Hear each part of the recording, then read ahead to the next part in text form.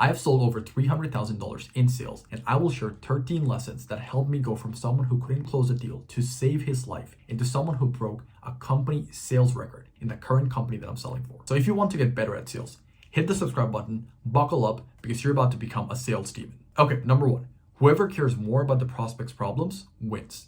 Human beings are excellent at sniffing out intentions. So if for whatever reason, the prospect can tell that you're only there to make a sale and not help them solve their problems, you're never gonna make a sale. So if you care more about the prospect's problems than they do themselves, you're gonna get the sale. Number two, you only need to know 3 things on a sales call.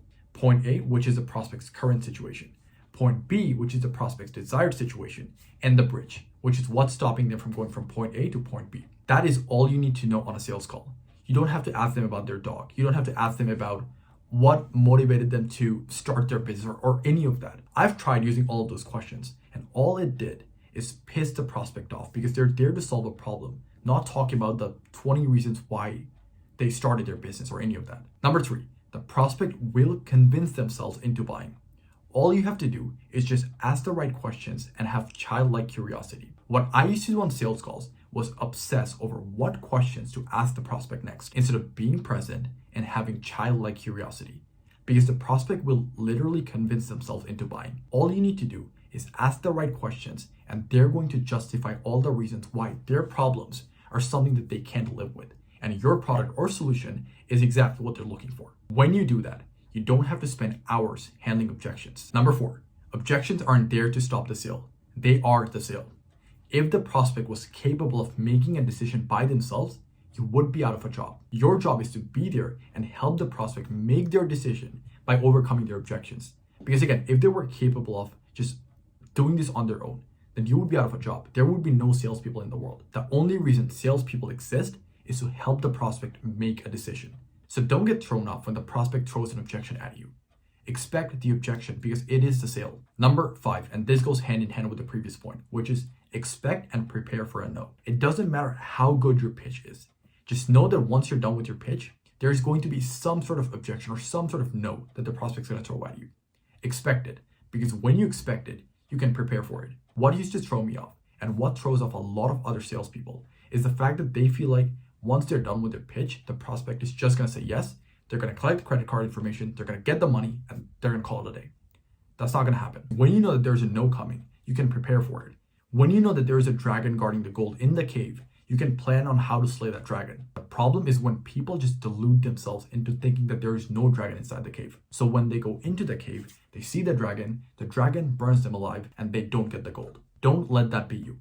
Expect and prepare for a no. Number 6, if they say it, then they own it. Ask the right questions and have the prospect tell you why what you have is exactly what they're looking for. Because the second they feel like buying from you is your decision and not their decision, they're not going to buy from you. Human beings want to be in control. They want to feel like they are in control of their decisions. So if a prospect feels like their buying decision is not in their control, they're not going to buy. Whereas if you create a scenario where the prospect feels like making the buying decision is their choice, is their decision and not yours, then you're going to get the sale. Number 7, you're going to have an easier time closing deals if you have warm, welcoming, and helpful energy. During the days when I couldn't close a deal to save my life, I watched those call recordings and I saw that I had a very cold energy. When I hopped in the call, I was trying to be more authoritative. So I was very cold, I was very short with my answers. The prospects could feel my cold energy, and that didn't come across as very warm, welcoming, or helpful. And as a result, as you can imagine, I was having a very hard time closing deals.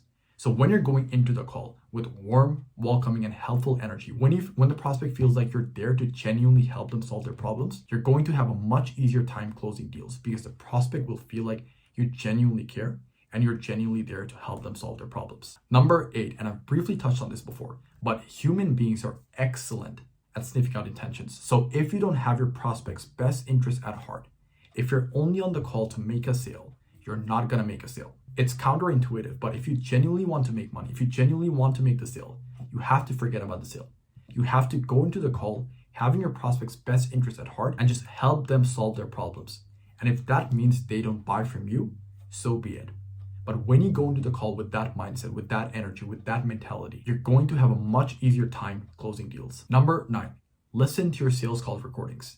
I used to be so stupid and record every single one of my sales calls but I did not listen to a single one of them. Record every single one of your calls and listen to them regularly, because not only will it help you improve and become a better salesperson, but when you're inevitably having that cold streak, you're gonna be able to watch all your call recordings when you were having a hot streak and see what you were doing differently. So when you can compare your cold streak versus your hot streak, you're gonna be able to know exactly what you were doing during your hot streak that was getting you all those sales. And once you find that winning formula that was helping you close all those deals during your hot streak, you're gonna be able to duplicate it and use it over and over again in your sales calls.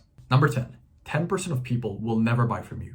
So don't let a bad lead throw you off your game. What used to happen to me is I would hop on a call with someone who had no intentions of buying, and that person would either be rude to me or they would just directly say no or whatever, and that would throw me off my game because I feel like I was doing something wrong. But I did not understand that 10% of people will never buy from me. And just because those 10% will never buy from me does not mean that the other 90% don't need what I'm selling. So when you're hopping on a call with those 10% that's never gonna buy from you, it doesn't matter if they're rude, it doesn't matter if they say no, just forget about it. Don't let a bad lead throw you off your game. Number 11, and this is a very unconventional one, but be water. It's like Bruce Lee's saying goes, be water, my friend. What I mean by that is that don't just follow a script on your sales calls every single time. You're going to hop on sales calls and have conversations with different types of people with different personalities. You're going to have A-type players. You're going to have more emotional people. So if you are following a script, if you're using one approach to talk to every single person, you're not going to be able to build rapport. So be water, be fluid, tailor your approach to every single type of personalities on your sales calls, because that's going to help you, first of all, build more rapport, but also maximize your chances of getting a close. So when you're dealing with A-type players, be more direct. When you're dealing with more friendlier people, be a bit more chattier than usual. When you're dealing with more emotional people, be more supportive and ask them more emotional questions. So tailor your approach to every single type of personalities when you're hopping on a sales call. Number 12, and again, I touched on this before, but don't change your entire sales approach just because someone was a bad lead or someone was rude to you. In the early days of my sales career, if someone was rude to me, I would change my entire product, I would change my entire sale, I would change everything. Because I feel like that one person spoke for the entire market. I didn't realize that their action and their words were a reflection of their character and not my product or service. So whenever you're dealing with someone who's either rude or is just a bad lead, don't change your sales approach. Keep doing what you're doing. And lastly, number 13 is my favorite one. It is to subscribe to my channel because I'm going to be posting a lot more content in terms of sales, how to get better at it, how to get into remote sales, how to make a lot more money with it, and how to break company records, which is something I've recently done. So if you're someone who's in sales and you want to get better, or you're someone who wants to get into sales, scroll down and click on the subscribe button. With that being said, I will see you in the next one.